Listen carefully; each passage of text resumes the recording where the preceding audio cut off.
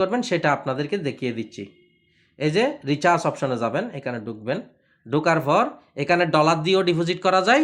কি এখানে ডলারের কথা বলছে, দেখেন ডলার দিয়ে সর্বনিম্ন $5 ডিপোজিট করা যায়।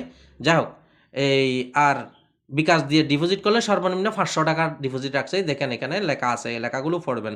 তো এই বিকাশ দিয়ে বিকাশ নগদ দিয়ে ডিপোজিট করলে উপরের অপশনটা ক্লিক দিবেন। এখানে ক্লিক দিলাম। ক্লিক দিলে এখানে অ্যামাউন্ট লিখবেন। মনে করেন আমি লিখবো এখানে অ্যামাউন্ট, আপনার অ্যাকাউন্টে 35 টাকা আছে না, তো 35 টাকা বাদ দিলে, বা কোনো অ্যামাউন্ট ফির ইনকাম 4 দিন কাজ করে এটা বাদ দিলে 140 টাকা ধরি, বা আমি পুরো 1800 টাকাই অ্যামাউন্টটা লিখি। ঠিক আছে, 1800 টাকা পুরো অ্যামাউন্ট লিখলাম। এখনই রিচার্জের মধ্যে ক্লিক দিলাম। ক্লিক দেওয়ার পর আমাকে এখন ওয়ান পে ফেজের মধ্যে নিয়ে যাবে। দেখেন ওয়ান পে ফেজের মধ্যে নিয়ে আসছে। আবার এখানে ক্লিক দিবেন। এখানে ক্লিক দেওয়ার পর আবার এখানে বিকাশ দিয়ে ডিপোজিট করবেন নাকি নগদ দিয়ে করবেন, তো আমি বিকাশ দিয়ে করবো। বিকাশ সিলেক্ট করলাম, বিকাশ সিলেক্ট করে দিলাম।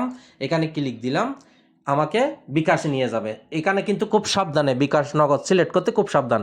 বিকাশ সিলেক্ট করে কখনো নগদ দিয়ে টাকা পাঠাবেন না, নগদ সিলেক্ট করে কখনো বিকাশ দিয়ে টাকা পাঠাবেন না। এটা যেহেতু রিয়েল ওয়ান পে, তাহলে এটা হবে সেন্ড মানি। এখানে লেখা আছে, লেখাগুলো পড়বেন। তো এই নাম্বারটা কপি করবেন। যেহেতু এই নাম্বারেই সেন্ড মানি করবেন, সেহেতু এই ফেজটা আপনারা মিনিমাইজ করবেন। তো মিনিমাইজ কীভাবে করবেন? মিনিমাইজ এভাবে মিনিমাইজ করে, এই যে দেখেন এভাবে মিনিমাইজ করে আপনি বিকাশ যেহেতু সিলেক্ট করছেন, বিকাশ থেকে সেন্ড মানি করবেন। সেন্ড মানি করে আপনি ট্রানজ্যাকশন আইডির স্ক্রিনশটটার আমানতে রেখে দিবেন। ট্রানজ্যাকশন আইডি কপি করে এখানে বসে দিবেন, এখানে নিশ্চিত করে দিবেন। করে দিয়ে আপনি ব্যাগে যাবেন। ব্যাগে গিয়ে আপনার যখন টাকা অ্যাড হবে